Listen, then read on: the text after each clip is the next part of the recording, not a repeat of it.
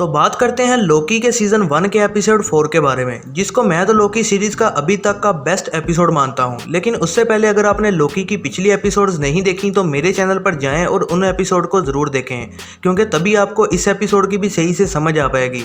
तो चलिए वीडियो शुरू करते हैं।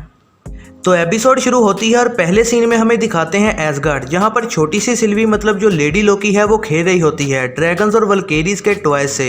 ड्रैगन्स और वल्केरीज को पहले ही एमसीयू में दिखाया जा चुका है और ये लोकी वाला एसगार्ड नहीं है, बल्कि ये सिल्वी या जो लेडी लोकी है उसकी टाइमलाइन है और ये उसका एसगार्ड है। और एमसीयू ने ये भी कन्फर्म कर दिया है कि ये लेडी लोकी इंचेंट्रेस नहीं है, जो कि अभी तक लोग यही समझ रहे थे कि ये इंचेंट्रेस है, लेडी लोकी नहीं। एक्चुअली लेडी लोकी को इंचेंट्रेस की पावर्स के साथ बनाया गया है, मतलब कुछ मिला जुला सा ही। और यहीं पर ही टीवीए के सोल्जर्स आ जाते हैं और ये वही टाइम कीपर्स की सहेली रवोना होती है। इनके हिसाब से इस बच्ची मतलब सिल्वी ने कुछ ऐसी गड़बड़ कर दी है जिसकी वजह से टाइमलाइन में खराबी हो गई है, और इसी वजह से वो छोटी सिल्वी को उठाते हैं और टीवीए में ले जाते हैं और इसकी टाइमलाइन भी ठीक कर देते हैं। अब ये चीज़ तो यहाँ नहीं बताई गई कि सिल्वी ने ऐसा क्या किया था जिसकी वजह से उसको टीवीए ने पकड़ा।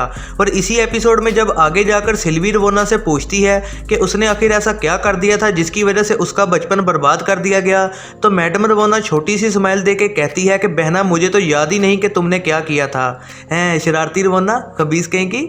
वही सेम प्रोसीजर जो कि लोकी के साथ दिखाया गया था वही सब होता है, लेकिन लास्ट में छोटी सिल्वी रवोना को दंदी काट के उसका टाइम पैड लेके वहां से खिसक जाती है।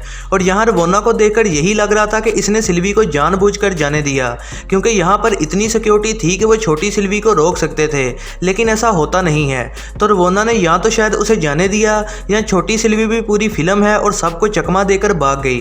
और तब से ही इतनी छोटी एज से ही वो टीवीए से भाग रही थी और फिर आखिरकार उसने सोचा कि मैं कब तक भागती रहूंगी, तो इसलिए इसने टीवीए से बदला लेने का सोचा। इसी वजह से इसने टाइमलाइन पुट्ठी सीधी भी कर दी होती है। और अब हमें वही सुनहरी लिफ्ट दिखाई जाती है और दरवाजे खुलते हैं और पहली बार क्यूट क्यूट टाइम कीपर्स को दिखाया जाता है।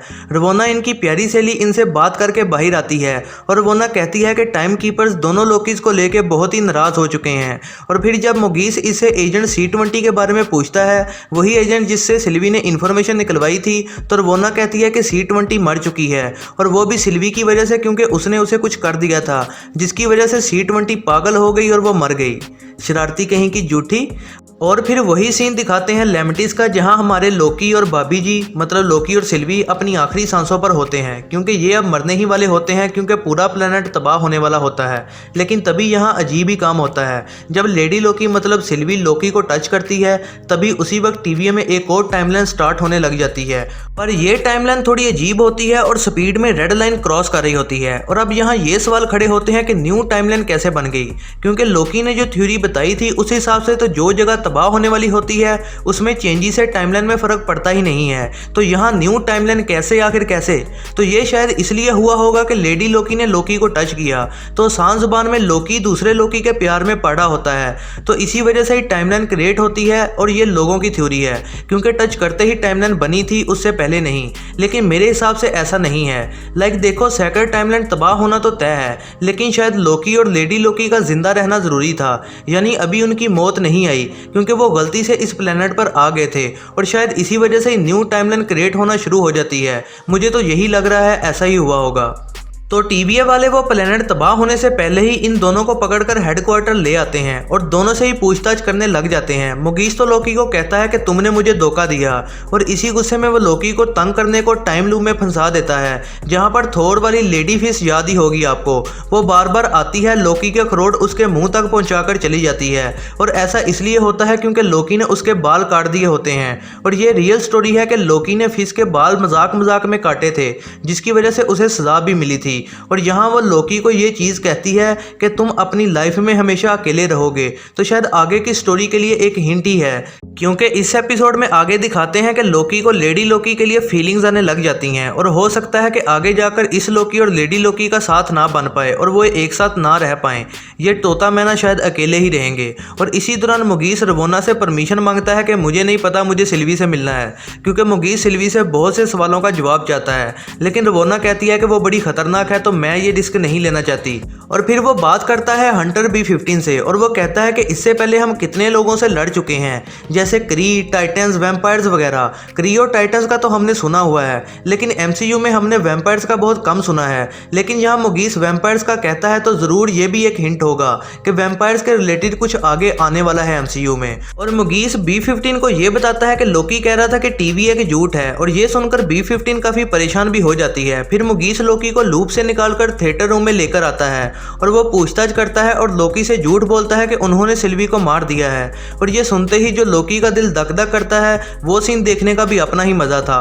और दूसरी बात कि ये तो अपने आप से ही मोहब्बत कर बैठा, अब लोकी वर्ड्स लोकी ना सुनने को मिल जाए कहीं। लेकिन ये भी मजाक होता है और सिल्वी बॉबी जिंदा ही होती है, और ये सुनकर लोकी थोड़ा सुकून में आता है। और लोकी फिर मुगीस को सच बता देता है जो कि सिल्वी ने उसे बताया था, और वो कहता है कि टीवी ये सब झूठ है और तुम भी मेरे जैसे ही एक वेरिएंट हो और तुम्हारी सारी मेमोरीज भी मिटा दी गई हैं। और ये बात सच होती है, लेकिन मुगीस को ये लोकी की एक चाल लगती है और वो दोबारा से लोकी को टाइम लूप में भेज देता है। और फिर हंटर B15 को दिखाया जाता है जो कि काफ़ी परेशान लग रही होती है तब से ही, जब से सिल्वी ने B15 का माइंड कंट्रोल किया था। और फिर वो सिल्वी से अकेले मिलने जाती है और सिल्वी को उसी टाइमलाइन अलबामा में लेके जाती है, और वहाँ सिल्वी चाहती तो भाग सकती थी लेकिन वो ऐसा नहीं करती। और फिर वो हंटर B15 को उसकी रियल और लाइफ वाली मेमोरीज दिखाती है। मेमोरीज तो हमें नहीं दिखाई गई, लेकिन इससे B15 को एहसास हो जाता है कि वो भी एक वेरिएंट ही थी और उसकी भी एक फैमिली थी। और इस टाइम के दौरान मुगीस और वोना केस क्लोज के बाद पार्टी कर रहे होते हैं। अब मुगीस को भी लोकी की बातों के बाद टीवी पर डाउट्स आ जाते हैं और वो रवोना से फिर से C20 का पूछता है, लेकिन वो उसे कुछ नहीं बताती। तो फिर मुगीस चालाकी से रवोना का टाइम पैड अपने टाइम पैड से बदल देता है और फिर वो जल्दी से बाहर जाता है और वहां जाकर C20 की रिकॉर्डिंग्स देखता है, जिसमें वो ये कह रही होती है कि तुम और मैं वेरिएंट्स ही हैं। और फिर यहाँ पर ही मुगीस को पता लग जाता है कि उससे सब झूठ कहा गया था। फिर वो लोकी के पास जाता है, 2-3 डायलॉग्स मारता है और फिर उसे टीम अप करके बाहर को निकलता है। और उसके सामने होती है टाइम कीपर्स की सहेली रवोना, जो कि फुल लाल पीली हुई होती है, क्योंकि उसे शक हो जाता है कि मुगीस को टीवी के बारे में सब पता चल चुका है और इसीलिए मुगीस को डिलीट कर दिया जाता है। और फिर आखिरकार वो टाइम भी आ जाता है जब टाइम कीपर्स दोनों लोकीज को सजा देंगे। तो रवोना लेडी लोकी और लोकी को लेकर लिफ्ट में जाती है। दरवाजे खुलते हैं और सामने होते हैं वही क्यूट टाइम कीपर्स, लेकिन अब ये क्यूट नहीं लग रहे बल्कि पता नहीं क्या बागड़ बिले लग रहे हैं। टाइम कीपर्स कुछ डायलॉग्स मारते हैं और फिर ऑर्डर दे देते हैं कि दोनों लोकीज को मार दिया जाए, लेकिन ऐसा होने से पहले ही वहां हंटर B15 आ जाती है और वो अब लोकीज की साइड होती है। और टाइम कीपर्स कहाँ रहते हैं ये शायद सभी हंटर्स को पता होता है, लेकिन शायद टाइम कीपर से मिलने की इजाज़त सिर्फ उनकी सहेली रवोना को ही थी। तो B15 यहाँ आती है और दोनों लोकी मिलके सबको मार देते हैं और आखिर में एक टाइम कीपर जो कि शायद मेन होता है सिल्वी उसकी गर्दन उड़ा देती है। और ऐसा करते ही दूसरे दोनों टाइम कीपर्स हंस रहे होते हैं। Now what is this man, तुम लोगों का दोस्त मर गया और तुम हंस रहे हो। और यहाँ पता चलता है कि वो टाइम कीपर्स असल में रोबोट्स हैं और इनको कोई और ही कंट्रोल कर रहा है और शायद इसीलिए ही वो हंस रहे होते हैं। खैर, तो अब इन सब के पीछे कौन है वो तो जल्दी ही पता लग जाएगा।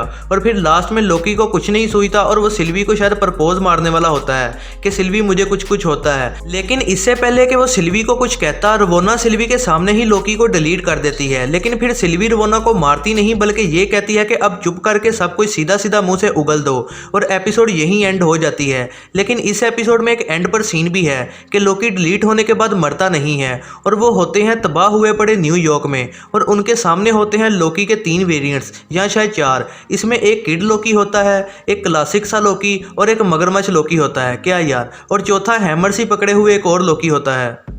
मतलब इस सीरीज में हमें कई लोकीज देखने को मिलेंगे और ये जगह न्यूयॉर्क होती है। पीछे बैकग्राउंड में टूटा हुआ वेंजर्स टावर भी होता है, तो शायद ये वही टाइमलाइन है जहां आयरन मैन न्यूयॉर्क को नहीं बचा पाता और आगे चल के शायद इस टाइमलाइन का इवल लोकी भी हमें देखने को मिलेगा। तो ये शुक्र है कि लोकी मरा नहीं है और मुगीस भी जिंदा ही होगा और किसी ऐसी ही टाइमलाइन में फंसा होगा। और अगर ऐसा है तो मतलब अभी तक जितने भी लोगों को डिलीट किया गया था वो भी अभी तक मरे नहीं होंगे और ये सब जल्द ही पता चल जाएगा। तो चलो ये थी दोस्तों आज की वीडियो। उम्मीद है आप सबको पसंद आई होगी। ऐसे ही नई वीडियोस के लिए चैनल पर बने रहें, सब्सक्राइब करें और बेल नोटिफिकेशन को ऑन करना ना भूलिएगा।